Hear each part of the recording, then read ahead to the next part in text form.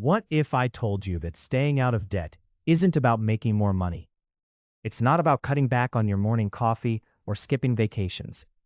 The truth is, there's one simple thing you can do every single Sunday that makes it practically impossible to stay in debt. And if you're serious about your financial future, you need to hear this. So stick around and don't forget to subscribe to this channel for more game-changing financial strategies that actually work in real life. Let me start with something real. Most people think debt is this massive, overwhelming problem that requires drastic action. They think they need to overhaul their entire life, move to a cheaper apartment, get a second job, or make some kind of huge sacrifice. But here's what I've learned from talking to people who've successfully eliminated their debt. The real power isn't in the big changes. It's in the small, consistent actions you take week after week. The Sunday ritual I'm about to share with you takes about 30 minutes. That's it. 30 minutes every single Sunday, and you'll have more control over your finances than 90% of people out there. You'll see your debt shrinking. You'll understand exactly where your money is going. And most importantly, you'll feel in control instead of controlled by your debt. So what is this magical Sunday ritual? It's what I call the weekly financial review. And I know that might sound boring or tedious, but let me break down why this works so powerfully. When you review your finances every week, you're not giving your debt a chance to hide. You're not ignoring those credit card statements or pretending like your bank account is healthier than it actually is. You're looking at the truth, and the truth is where power comes from. Let me walk you through exactly how to do this. First, you're going to set a specific time on Sunday. Maybe it's Sunday morning with your coffee, or Sunday evening before the week starts. The time doesn't matter as much as the consistency. Make it a non-negotiable appointment with yourself. Open up your banking app, your credit card statements, any financial accounts you have. Take a long, honest look at where you stand. Second, you're going to write down 3 numbers: your total income for the week, your total expenses, and your total debt. These 3 numbers become your baseline. You're not judging yourself for them, you're just documenting them. This is crucial because you can't improve what you don't measure. You can't reduce your debt if you don't know exactly how much you owe. Third, you're going to compare these numbers to last week's numbers. This is where the magic happens. When you see the pattern, week after week, something shifts in your brain. If you spent $200 more this week than last week, well, start asking yourself why. If you paid an extra $50 toward your debt this week, you'll want to do it again next week. These small comparisons create momentum. Fourth, you're going to identify one area where you can cut spending this coming week. Just one. Not 5 changes or 10 changes, one thing. Maybe it's ordering out for lunch instead of bringing lunch from home. Maybe it's the streaming service you don't really watch anymore. Maybe it's the gym membership you haven't used in 3 months. Find one thing and commit to cutting it for the next week.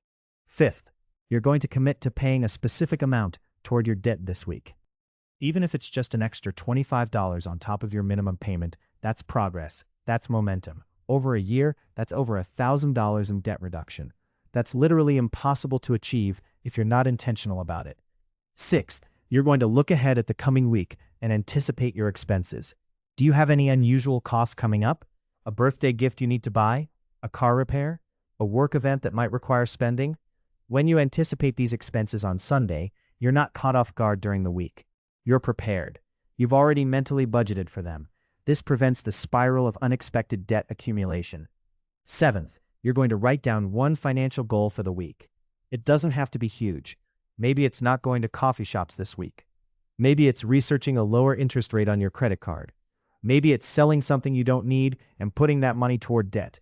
One small goal, one win. Wins create momentum, and momentum creates change. Now, here's why this works so well. And honestly, if you're finding this valuable so far, please like this video. It helps me create more content like this that actually changes people's financial lives. When you do this every single Sunday, you're creating what I call a debt destruction feedback loop. Your brain starts to connect the dots. You see that when you don't spend money unnecessarily, your debt goes down. You see that when you plan ahead, you don't make panic purchases. You see that small, consistent actions compound into real results, and that understanding changes everything. I've seen people go from being completely hopeless about their debt situation to being genuinely excited about their financial progress. Not because their situation magically improved overnight, but because they started seeing evidence of progress every single week. And that evidence became motivation. That motivation became discipline. That discipline became results. Let me give you a concrete example. Let's say you're $20,000 in debt. That feels massive. That feels impossible to overcome. But when you do your Sunday review, you realize you can pay an extra $100 toward debt each week. That's $400 a month. That's $4,800 a year. In just over 4 years, that debt is gone. But you only ever focus on the $100 for this week. You don't get paralyzed by the 4-year timeline. You just focus on the weekly action. And here's something else that happens. As your debt decreases, your psychological state changes. You feel lighter. You feel more hopeful. You sleep better. You're less anxious. And that improved mental state actually helps you make better financial decisions throughout the week. You're more likely to say no to impulse purchases. You're more likely to find ways to earn extra money. You're more likely to stick to your commitments. It's a positive spiral instead of a negative one. The Sunday ritual also forces you to become aware of your spending patterns.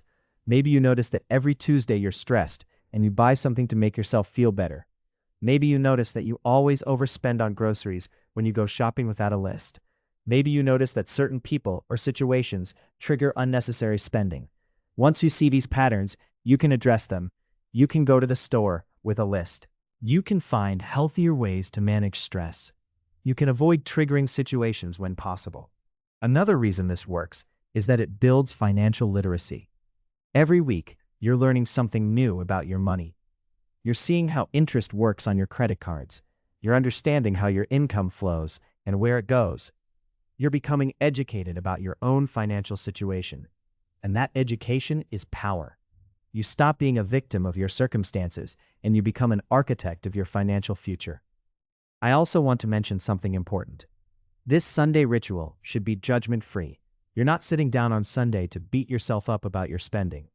You're sitting down to observe and plan. There's a huge difference. Shame and guilt actually make it harder to change your behavior.